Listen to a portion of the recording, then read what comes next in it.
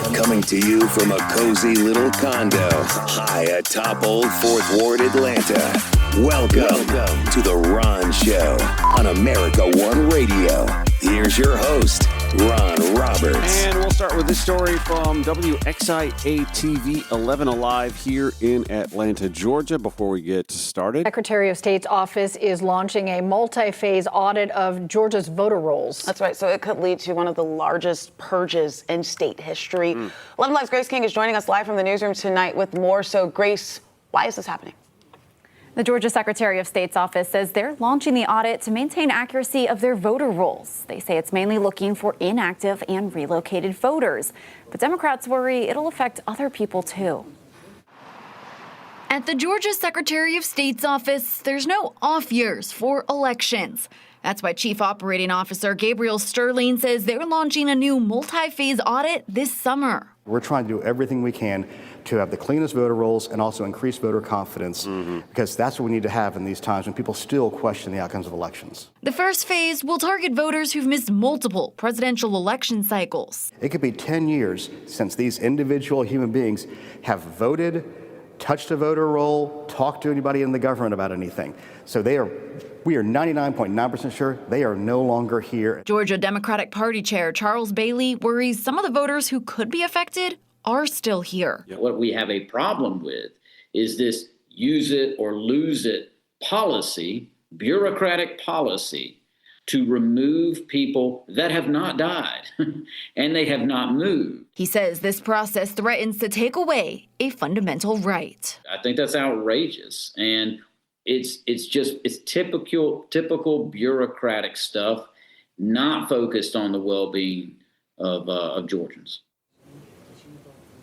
Now, if you're worried you may have missed one of those notices, you can check your registration at any time on the Secretary of State's website. If your status shows as inactive, you can simply check a box to let them know you're still here. and that's all fine and well, except that there are plenty of flaws in their own system. Because they're being so proactive to scrub voter rolls, they wind up making mistakes. Case in point, a friend of mine who recently became an American citizen just a couple of years ago, in the run-up to the 2024 election, did just as that reporter said we should do. Check our voter registration situation and, online. And sure enough, my friend found out that he didn't have his voter situation active anymore. So he had to take time out of his days actually, weeks, to follow up on this to make sure that he was going to be able to vote in last November's general election. He happens to be a person of color. Surprised? He happens to have a name that isn't very Anglo. Surprised? Let me read from you a letter that came. Actually, he posted this as well in Raw Story. A letter that Greg Palast sent out to his base. Greg Palast put together a documentary movie called Vigilantes, Inc. that outlined just how this new form of Jim Crow has reared its ugly head, using thousands of activists throughout the country, MAGA activists, challenging, voter validity at every nook and cranny, and even now using AI to auto-launch voter challenges. Anyway, fantastic documentary. I'll include that in the show notes at ronshowatl.com. He writes, it's all over but the official count. Georgia Republicans can't win the Senate seat now held by Democrat Jon Ossoff. Did you hear me? He said, Georgia Republicans can't win the Senate seat now held by Democrat Jon Ossoff. The demographics will drown them. Georgia is now a majority-minority state with non-whites predominant. Except if the GOP can come up with a way to stop those unwhite voters from voting, he writes. And they have. He writes, this was filed last week. This week, the violently partisan Republican Secretary of State Brad Raffensperger announced that he is removing tens of thousands of voters who live in addresses that Republicans rarely haunt. Office spaces used as housing and homes with 10 or more registrants. That's on top of the 480,000 voters the state is about to remove as inactive voters. By the way, I'll include this as well, but his writing in the show notes at ronshowatl.com. He says, hey, it all sounds reasonable, but consider this. In the entire history of Georgia, since the days of its treasonous attack on America, He's talking about the Civil War. Not one person has been convicted of voting while dead, while non-existent, while an illegal alien, not one. In other words, this is a punishment looking for a crime, and it's severe punishment. Losing your voting rights happens when you're convicted of a felony crime. But what you're looking at is what we politely call institutional racism. Because from what we learned from our in-depth study for the ACLU is that the overwhelming number of Georgians purged are voters of color. The color blue for Democratic, African Americans, Asian Americans, new young voters, you get it, he writes. The Lawyers Committee for Civil Rights Under Law, the premier voting rights organization, warned this would create new and unnecessary barriers to voting for Georgia's unhoused and housing insecure voters, a population estimated to include over 10,000 eligible Georgia voters. Among this segment of the homeless population that is residing in shelter facilities more than 50% of the time, 2022 data found 57% were black, 31% were adult victims of domestic violence. Palast continues, and here's one of the most evil schemes announced by Raffensperger. Greg says, I use evil most carefully. He announced Georgia will remove 87,027 voters because they've filed change of address forms with the post office. He says, if you've seen my film Vigilantes, Inc., you know the story of Major Gamaliel Turner of Columbus, Georgia, because he filed a change of address to get his absentee ballot while assigned by the Pentagon to California. He was one of 4,000 who lost their vote to a challenge by the Georgia Republican Party on or near his military base. Then there was Christine Jordan, MLK's cousin, who put in a change of address form because at 92, she wanted her daughter to review her mail. Then there is the case of Dr. Carrie Smith, expert on voter purges, who herself was removed for cockamamie reasons. Greg Palast writes, but I want you to see the faces of American apartheid's victims. If these were rare cases, I wouldn't waste your time, he writes, but removing hundreds of thousands of voters can and has changed the presidency and control of the Senate. And let's not pussyfoot around the purpose of this ethnic cleansing of Georgia's voter rolls. Governor Brian Kemp termed out next year, so the only way he can climb up the greasy pole is to challenge the popular Senator Ossoff. Kemp can't and never has won fair and square, he writes. This is where I remind you, by the way, that Kemp was Secretary of State and, of course, overseeing Georgia's election system while running, not as Secretary of State, but running for governor against Stacey Abrams in 2018. Remember that, and remember the razor-thin margin and some of the questions that came up about this very thing, voter purges. Mark Elias, back to Greg Palast, Democracy Docket raised the alarm this week about the new mass purges in Georgia. Elias cited Greg Palast's study for the ACLU that showed that 63.3% of voters in 2020 were purged from the rolls, even though the Postal Service and Amazon's experts, they know where you live, verified that 198,351 of them still lived at their legal voting address. Palast writes, we gave the names of the wrongly purged to Raffensperger, who defied a federal judge in refusing to review that list. Still, Ossoff and Biden won the state. Evidence that they can't steal all the votes all the time, Palast writes, but they can try. This year, the state has doubled the number of voters facing the elimination of their citizenship rights. Gerald Griggs, president of the Georgia NAACP, is staring at that list of 500,000 Georgia voters about to get the heave-ho. He says, this is Jim Crow 2.0. We've warned you, America. What they test in Georgia, they will take to your state. He also brought up the idea of living at commercial addresses. He says, what about those voters living at commercial addresses? That would be me, he writes. I lived in a building zoned for business, which my friends and me turned into apartments. Who could have dreamed that my right to vote depended on my zoning? He then directly appeals to Secretary of State Brad Raffensperger. By the way, Mr. Raffensperger, if you find illegal voters, arrest them. They'll be in nursing homes. And according to the Vera Institute, at least 10,000 are in Georgia's jails awaiting trial. Mr. Raffensperger, a poor man who can't make bail, sitting in the can, awaiting trial for selling dime bags, should not lose their citizenship. We are not Russia yet, he writes. This is just sort of one of those statistical and math sort of things that you have to question when, like, 2/3 of those affected by anything a state entity does are people of color. Again, 66 or 67, 63, somewhere in that, anything 65%-ish or better, when those folks who are affected are people of color in a state that is Not even 50% of people of color. I mean, that's a bit of an anomaly, right? You would want to like give pause and go, no, wait, why is that happening? And what do we need to do to address that? It's not even happening in the Secretary of State's office. It doesn't happen in the Secretary of State's office. Hasn't happened since these voter roll purges have been on the regular since the mid-2010s. With the evisceration of the Voting Rights Act, this is now just allowed with no abatement, without any question inside the halls of those offices. Gabriel Sterling's, Brad Raffensperger, nobody stops to go, that seems to be disproportionately affecting people of color. Does that not concern you? It does not concern them. In fact, it seems to benefit them. And with the near evisceration of the Stacey Abrams-led New Georgia Project, who had worked so hard for the last decade or so to register voters, to keep them engaged, to keep them active, you have to wonder who's guarding the henhouse other than the Fox viewers. This is the Ron Show on America One Radio and Progressive Voices. Show notes, as always, with every episode at ronshowatl.com. That will include this story from Ross Williams at the Georgia Recorder. Representative Marjorie Taylor Greene says she's skipping Georgia's 2026 race for governor. A wise decision on her part. And, I don't know, would have been fun. Damn it.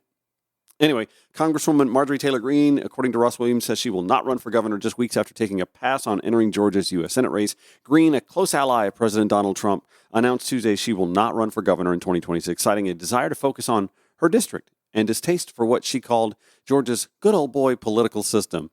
We were just talking about Georgia's good old boy political system, one that she benefits from, but she doesn't like it at the same time. She wrote on her Twitter X platform, "I'm humbled and grateful by the massive statewide support that I have to run for governor." Who has been clamoring for this? And if I wanted to run, we all know I would win, she said. It's her humility that makes her such a charm, right? She's completely delusional. Anyway, she continues, if I wanted to run, we all know I would win.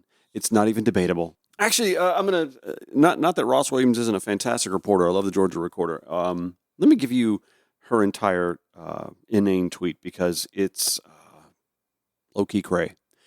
She writes, I'm always dismayed by constant rumors about me and people who claim I'm doing things, yet have not spoken to me about anything I am doing or not doing. Whew, that's a lot there. If you have not heard it straight from me, then it is likely not true, she writes. If I was running for governor, the entire world would know it because I would be all over the state of Georgia campaigning. I would have ads running, I would be raising scary amounts of money, and I would literally clear the field. Just to remind everyone, the first time I ran as a complete political outsider in 2020, I ran against 8 well-respected men and beat them all, easily finishing off the last man by double points in a runoff. I did that and won the primary and runoff without the coveted Trump endorsement. I am humbled, she writes, and grateful by the massive statewide support that I have to run for governor, and if I wanted to run, we all know I would win. It's not even debatable. And only because of that massive statewide support is why I ever considered it in the first place. Wait, she's saying she considered it, but she's dismayed by constant rumors. Okay, whatever. Back. You see, unlike most, I am not about chasing titles or grasping for more power, despite what people who don't know me think about me. If I'm going to do something, I do it, and I'm all in. And it is for the right reasons. This is going somewhere, I promise you. Marjorie continues. However, I have a different perspective of the entire 2026 campaign cycle ahead and the fragile state of Republican control in Georgia. My perspective is rooted in my relationships with real people in Georgia businesses. She has no, physical office in her own district. She rarely actually is in her district. And when she is, she'll hold a town hall and have people arrested and or maced and or handcuffed. Anyway, rooted in her relationships with real people in Georgia businesses, issues I know are important that are being ignored and has nothing to do with the 30,000-foot view and stupid polls from the out-of-state consultants that get rich every, she misspelled cycle, whether we win or lose. Georgia is long controlled by the good old boy system. She's not wrong. And that very established men-only Republican firm is unfortunately overseeing two words she uses. It's one word. The slow slide from red to blue.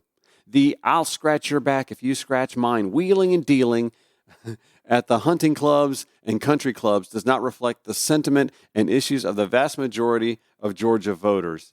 I mean, she's not wrong about that, but she feels victimized. Wow, if only there were something like, I don't know, diversity, equity. If there were only some sort of programs that would help women overcome the good old... She continues, as a matter of fact, that good old boy system is where many of our states' good-hearted donors are misled cycle after cycle to support candidates who offer lukewarm platforms that never address the real issues plaguing our state. I swear to God, this is the sort of stuff that Jason Estevez could be using. Like that whole last two paragraphs, minus the misspelling and typos and grammatical errors. She continues, as a woman, none of this appeals to me. As a mother, none of this appeals to me. As a lifelong Georgian and business owner, none of this appeals to me. And believe me, if none of it appeals to me, there's a lot of women who agree with me. Has she gone liberal? Has she gone woke? This is bizarre. The state of affairs in Georgia concern me, and I will leave it at that. Except she didn't. She went for another 3 paragraphs. But just know this, Marjorie writes, if I were running for governor, I would have a platform and a detailed plan much different than the others that would save our sweet home state of Georgia, our precious, hardworking businesses, and give our much-loved children a bright future. That would be for every Georgian, not just Republicans. Wild.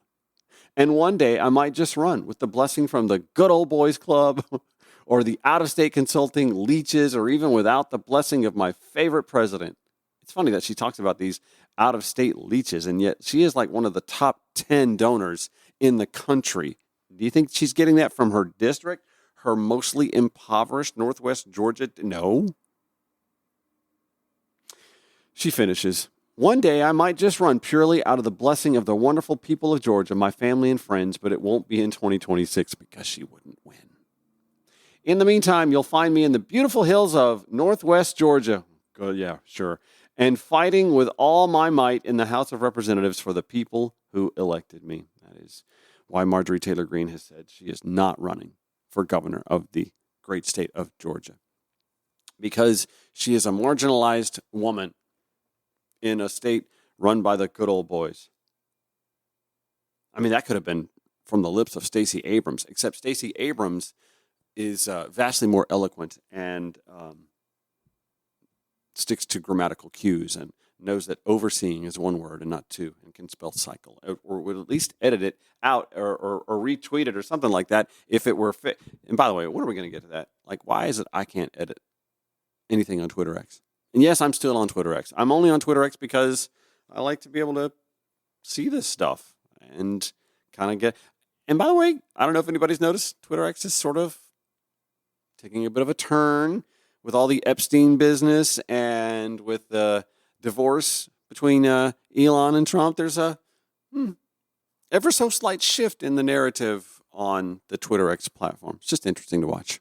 I don't know. I'm just fascinated by how confident Marjorie Taylor Greene is, while at the same time realizing she can't win a statewide race. The fact is, if Marjorie could win a statewide race, she'd run for something statewide. You don't think she has greater ambitions? I mean, the woman moved from Metro Atlanta to Northwest Georgia, not because she was confident she could win where she was. No, she moved to win where she knows she could win. If she were that confident, then she would be running. And she's clearly passionate about the affairs of the state of Georgia and seems to be butthurt that there is this good old boy system that is somehow preventing her from doing it. Nobody's stopping her from running. I mean, anyone can file, right? Is she mad that the donor money's already piling up for someone else, for Jones? In the Senate situation, is she mad that she didn't get neither Kemp's nor apparently even Donald Trump's blessing? I mean, if she's that close to Donald Trump, she could get his blessing, right? Apparently not. So this lashing out, this anger, this vitriol at the good old boy. And yes, the good old boy system is and has prevailed in the state of Georgia for as long as I've been alive and long before that. I'm glad she's acknowledging that. She just sounds like, I don't know, someone who's been marginalized and doesn't like the unfairness of it. And, she could talk to some folks across the aisle about that and maybe collaborate with them to work on alleviating that. It just doesn't seem like she's quite connected those dots.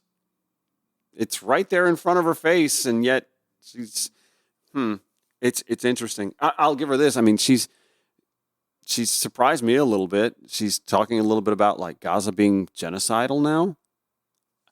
A lot of folks are a little surprised by that. I am a little bit to some extent, but also let's remember she is the same Marjorie Taylor Greene of the Jewish space laser ilk too. And so I can't help but wonder if maybe this posit is something of her showing her anti-Semitism stripes.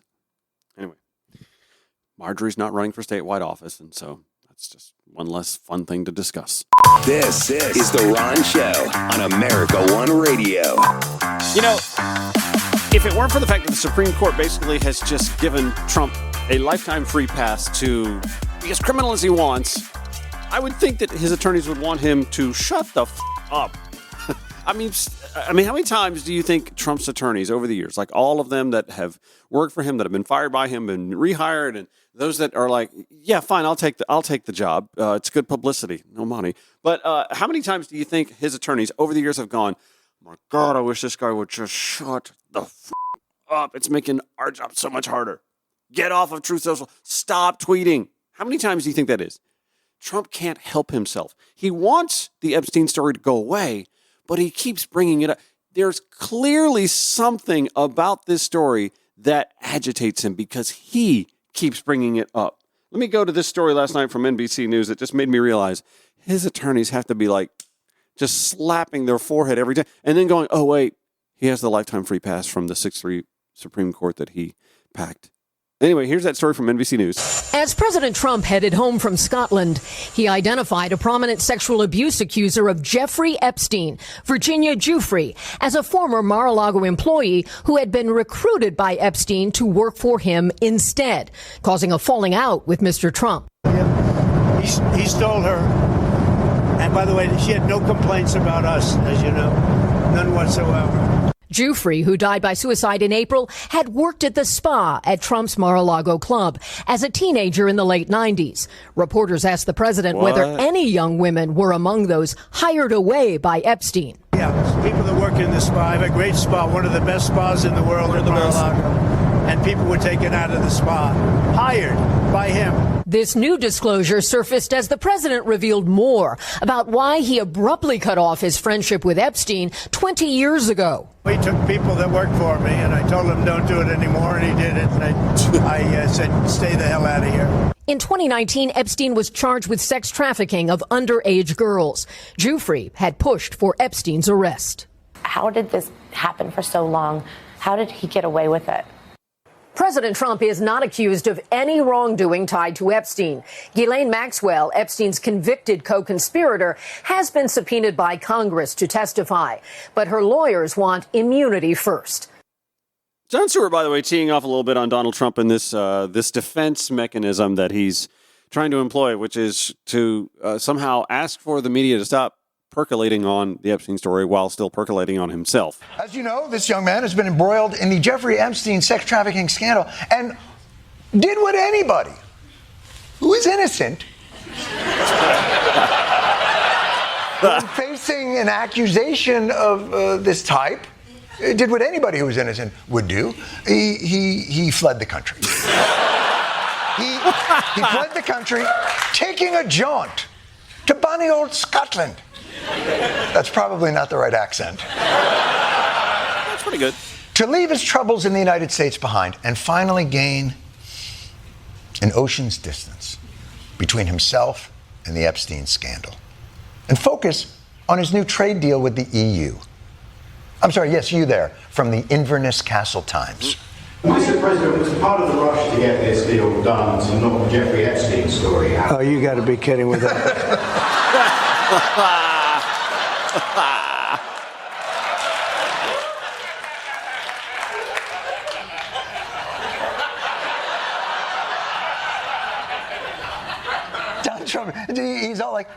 did you even hear about it? Yeah. I thought you guys just got Baywatch like 3 months ago. Doesn't anybody here have a question about this trade deal sinking both of our economies with tariffs? How high do I have to make the tariffs before you guys shut the up about Epstein? But of course, how do you expect the media to move on when even Trump has trouble doing so? Yes. And so it was. On the day of striking a trade deal with the EU, Donald Trump presented once more, this time for the Edinburgh Fringe Festival, his classic Epstein defense, 13 reasons why I'm not involved with a pedophile. Those files were run by the worst scum on earth. If they had something, they would have released. Now, they can easily put something in the files that's a phony. Which is why I can't release it. It's simple. If I, Donald Trump, was in the files, they would have released it. So clearly I'm not in the files, but of course, I'm clearly in the files. Which makes them fake. Which makes them phony. Yeah, see? I mean, what do they even have on Trump? A creepy drawing Trump gave to Epstein? Please. I don't do drawings. I'm not a drawing person. And of course, you know, Stuart sort of covered that already last week, too. We pointed out the fact that, like, there are folks who have sold Trump's drawings as art. Pretty expensive art at that. I don't know. But while we're sitting here watching the Epstein stuff, you know, unfold before our very eyes, and the Ghislaine Maxwell flirting and pussyfooting with the Trump DOJ, there's I don't know, there's something interesting that could happen of that. I don't want to speculate more than I absolutely have to, but I do think that it's interesting that one of the flanks from the Trump administration was the Tulsi Gabbard. Well, what about Obama and Russia? Wait a minute. I thought that too was fake. And now you're... It was a great op-ed, by the way, from Brian O'Neill, who is a former CIA operative who I believe now, he's with Georgia Tech. I'm trying to remember what the bio says. Oh, here it is. Retired CIA executive, served in such leadership roles as Deputy Director of Analysis at the National Counterterrorism Center and Executive Editor of the President's Daily Brief. He now teaches national security at Georgia Tech and contributes to the journal Just Security and other outlets. He wrote an op-ed about Tulsi Gabbard and this pivot, this look this way sort of thing. He writes, strategic intelligence doesn't speak in absolute. It lays out what is known, what isn't, and the level of confidence that can be placed on the analytic judgments. It makes room for ambiguity, dissent, and uncomfortable possibilities. It doesn't shout, gotcha. It builds the case brick by brick. To ensure that rigor, O'Neill writes, the U.S. intelligence community follows clear guidelines. In 2007, the Office of the Director of National Intelligence issued Intelligence Community Directive 203, ICD 203 for short. It codifies what sound analysis must include: sourcing transparency, acknowledgement of uncertainty, confidence levels, and above all, analytic objectivity. ICD 203 was born from failure, specifically the Iraq weapons of mass destruction controversy. Yeah, Republicans remember that one? You don't remember that one. It was meant to guard against assumption creep or politicized framing. Today, it remains the foundation of analytic discipline and is taught to every incoming analyst. My course on strategic intelligence, Brian O'Neill writes, includes a block of instruction on the directive to ensure students understand its role in preventing opinions being dressed up as conclusions. And that's exactly what makes Director of National Intelligence Tulsi Gabbard's remarks at the White House recently so alarming. They ran directly counter to every core principle ICD 203 was created to uphold. But remember, ICD 203 was created because of a prior Republican narrative that led us, into trillions of dollars of wasteful warmongering half a world away. We're asking, Brian O'Neill is asking Republicans to remember a lesson that Republicans were supposed to have learned before. This ain't the learning type, folk, you know. Standing before the press corps, O'Neill writes, Gabbard accused the Obama administration of orchestrating a, quote, treasonous conspiracy against Donald Trump. Her evidence, he asks. more than 100 pages of declassified files, mostly recycled emails and partisan staff memos, and a Republican-authored 2017 House Intelligence Committee report. She claimed these documents showed the 2016 Intelligence Community Assessment, which concluded that Russia interfered in the election to help Trump, was a deliberate effort to subvert the president-elect. The ICA's findings, produced by senior analysts at the CIA, FBI, and NSA, were later affirmed by a years-long bipartisan Senate Intelligence Committee investigation completed in 2020. Yet Gabbard claimed to have uncovered a coordinated conspiracy. Criticism of analytic judgments is fair game. Intelligence isn't sacred, he writes, but tradecraft standards apply whether you're producing intelligence or publicly interpreting it. And in this case, Gabbard invoked the language of tradecraft without applying its discipline. What O'Neill is saying essentially is she's falling victim to doing what many accused the Bush White House of doing in the run-up to the Iraq War, whether they or all of they were knowingly guilty of it or not. You're listening to The Ron Show on America One Radio, Progressive Voices via TuneIn or wherever you podcast. So final, 12, 13 minutes or so of today's Ron Show. Reviewing an op-ed that Brian O'Neill, a former CIA executive and current lecturer at Georgia Tech, writes about national intelligence. He's writing that Tulsi Gabbard just completely lost focus. As the director of national intelligence, the Trump-appointed, Senate-appointed director of national intelligence completely forgot about a directive, ICD 203, that came about in the aftermath of the lead-up to the Iraq War and those intelligence failures and the politicization of those intelligence failures. And what could go wrong with that, right? I mean, we just stayed, at war for 20 or more years in a country spending trillions of dollars and thousands of lives of our own loss and God knows probably hundreds of thousands of Iraqis at the same time. What could go wrong, right? He writes, if held to ICD 203, the House report would not pass. It omits alternative explanations, fails to structure confidence levels, misrepresents sources, and ignores corroborating analysis. Yet Gabbard presented its conclusions as definitive. He continues, ICD 203 requires analysts to distinguish what is known from what is inferred. Gabbard cited fragments of internal communication from 2016 to 2017 without context or corroboration. She accused officials of selectively quoting or suppressing intelligence without acknowledging that selective citation is standard. What matters is whether the selection is transparent, justified, and consistent with tradecraft, not whether every fragment appears. Her rhetoric, that word rhetoric, or as he writes, shoddy, irrefutable, dubious, wasn't the language of objective critique. It was a prosecutorial script. That matters. Intelligence doesn't operate in absolutes. When the nation's top intelligence official uses emotive, politicized language to describe contested assessments, she isn't just flouting norms, she's modeling behavior every analyst knows violates the discipline. No analyst could use that framing in a secure briefing without being flagged. That is the director of national intelligence that Brian O'Neill is writing about. I mean, she should lose her job for this in normal times. Even Trump's CIA director did not support these new claims, he writes.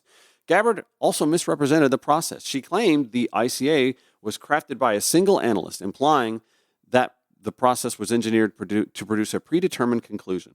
But most intelligence community products begin that way.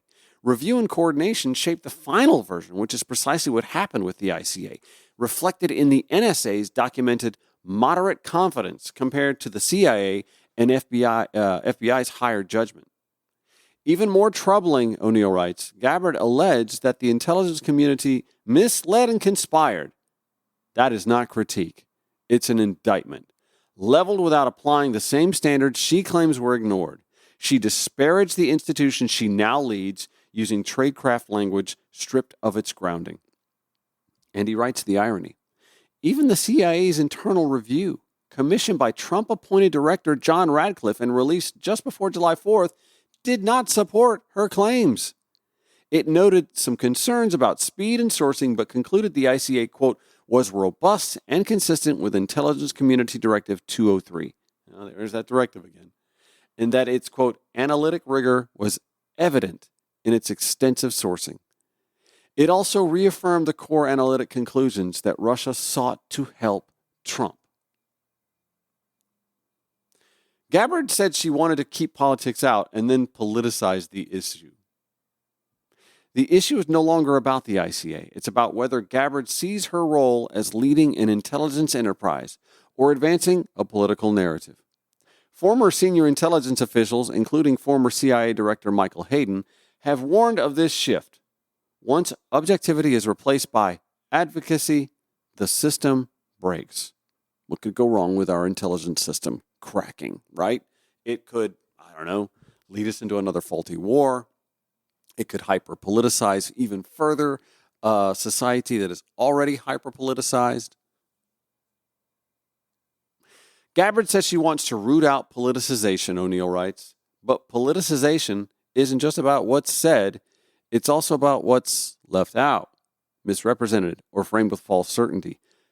Y'all, that is a lot of what frames political discourse on talk radio, on Fox News, what's left out, misrepresented, or framed with false certainty. That could be the slug line, the slogan for OANN or Newsmax or Fox News. What's left out, misrepresented, or framed with false certainty. That is political right punditry. That is the political right media spectrum. Leaving out, misrepresenting, or framing with false certainty. Or all of the above. O'Neill continues, if she truly believed in analytic tradecraft, she would have applied it in her press briefings and in reviewing the House report. But she didn't. She accused, editorialized, and politicized, abandoning not just tradecraft, but her duty to protect and represent the intelligence community. Errors in analysis are inevitable, O'Neill says. That's why the intelligence community relies on reviews, lessons learned, and tradecraft discipline. ICD 203 was written to prevent exactly what we saw in the White House briefing room, a DNI substituting allegiance for objectivity. Whew, that's a pretty damning assessment. And again, this is from Brian O'Neill, retired CIA executive. And again, his profile at the bottom of this op-ed in the AJC writes, he has served in such leadership roles as Deputy Director of Analysis at the National Counterterrorism Center and as Executive Editor of the President's Daily Brief. He now teaches national security at Georgia Tech and contributes to the journal Just Security and other outlets. One last story I want to file before I get on out of here. We had Deborah Shigley on, a week or so ago?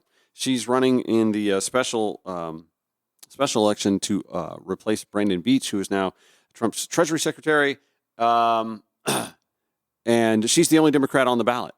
We noted this. She's running against like 6 or 7 other Republicans. It is what you would call a jungle primary, meaning that everybody's on the ballot, Republican, Democrat. It doesn't matter. It's a jungle primary, and if no one with 50% or better comes out, then that goes to a runoff. We are, of course, hopeful that Deborah just wins that outright. And being the only Democrat, she does have that advantage, you would think, right? That there's going to be a good splitting, and it's going to be a low turnout thing. It's happening in late August. Not on a lot of folks' radars. The Journal-Constitution, the Atlanta Journal-Constitution's Politically Georgia team, noted, by the way, that as you kind of, if you're in Shigley's camp, would hope would happen, that there's going to be some infighting on the GOP side. And they write, things are heating up in the special election to replace former Republican Senator Brandon Beach in Senate District 21. With just under a month to go until the August 26th special election, a website has appeared. Is this good old boy politicking, Marjorie? A website has appeared throwing the equivalent of the political kitchen sink against Republican candidate Jason Dickerson. Well, he must be the leading guy, right? It accuses him of not paying his taxes, pocketing taxpayer money from a COVID-era government loan, and even threatening to shoot his neighbor's dogs. Well, that is the lowest of low blows in politics, in Georgia politics anyway. Dickerson declined to comment on the website's accusations, saying he, quote, could refute everything on it, but there's no need to. They're going to spin it the way they want it to. But he had plenty to say about who he believes is behind the attack. He believes it's fellow Republican candidate Steve West, a former Cherokee County commissioner. The website says it is paid for by American-Made Independent Committee, Inc. Financial disclosure documents show the bulk of the committee's funding comes from a handful of Georgia developers. Dickerson says, this is how politics goes. He got his developer buddies to start putting out hit pieces on us. The AJC's reporters said that we asked West about it, and he said it was, quote, the first I've seen of the site and have no knowledge of who's behind it or the information on it. I've been running a positive campaign, and I think people have appreciated it, he says. Ooh, this is good. This is good stuff, y'all. The infighting on the right, again, should, you would think, benefit a candidate like Deborah Shigley. Now, maybe that also means that some of the other Republicans running on that race will just steer clear of it and try and fly above it and do their best to ensure that Shigley doesn't get that 50% plus one supermajority that she would need to clear the field and win that seat outright before seeking any sort of runoff. We shall see. It's all interesting stuff. We, again, had Shigley on just a week or so ago. I will include that as well so that you can revert to it in the show notes at ronshowatl.com. Yesterday, we revisited our conversation with Lexi Doherty, who is running for Mike Collins' congressional seat, which will now not have an incumbent on that ballot. Incumbency tends to benefit the party in power, but when there is no incumbent, listen, I'm under no misconceptions that Lexi Doherty has. I don't want to say doesn't have a chance. She does have a chance. She's on the ballot, right? She's going to be on the ballot. She's got a chance, obviously. She doesn't have any primary opposition. Well, yet anyway. If Lexi winds up on that general election ballot in 2026, sure, she's got a chance. It's just going to take a lot to flip a red-leaning district for her to do it, because Northeast Georgia, while has the very, very, very, very liberal pocket of Athens and I guess some of Gainesville, outside of that, it's ruby red. It's Marjorie Taylor Greene's district. They have Rome, but they also have the rest of Northwest Georgia. And, defying the odds there, you would think that, okay, but you also have Dalton and you have some of Cobb County. It's still decidedly gerrymandered to ensure that that good old boy system that Marjorie Taylor Greene talked about, that she benefits from in her congressional district, map drawing anyway, they're responsible for the gerrymander of Northeast Georgia as well. And so it's an uphill slog. It always is. That's the thing, man. That's the thing that I'm just waiting for enough voters to almost kind of figure it out, like Marjorie Taylor Greene has almost figured it out. She's almost figured it out. Yes, Marjorie, there is a good old boy system that has long been in power in the state of Georgia, and it's always been conservative white men, irrespective of party now. Conservatives used to run the Democratic Party, and now they run the Republican Party. Or do they? MAGA runs the Republican Party. Nonetheless, Marjorie almost has it figured out that she is a marginalized American and that this system has been built and developed and strengthened over the years and has figured out their ways to do things more subtly, the Jim Crow 2.0. She's almost figured it out that she is, in fact, in need of some DEI to balance the playing field. While, of course, in her own marginalistic way, I love that word, marginalistic, I may term that, in her own marginalistic ways, confident that, well, if I wanted to run for something, I'd run for it, and you'd know about it, and I'd win, because of course I'd win. All that massive statewide support she's got. Yeah, okay. She's not running. She's not running because she already knows that Brian Kemp picked his horse in the Senate race, that Donald Trump picked his horse in that same Senate race, that Burt Jones has a distinct monetary advantage and seems to have enough of the state parties, backing, will likely have Kemp's backing. Marjorie has no one to run to and not enough money to run with it, apparently, to overcome it. And so we don't get Marjorie in 2026, at least not statewide, for Senate or for governor. Anyway, I just kind of rambled on there, didn't I? That's kind of what this whole show was about today. Show notes, I'll ramble them together. RonShowATL.com. We air 9 a.m., 5 p.m. weekdays on America One Radio, 11 p.m. Progressive Voices via TuneIn. Guys, have a great day. Take care.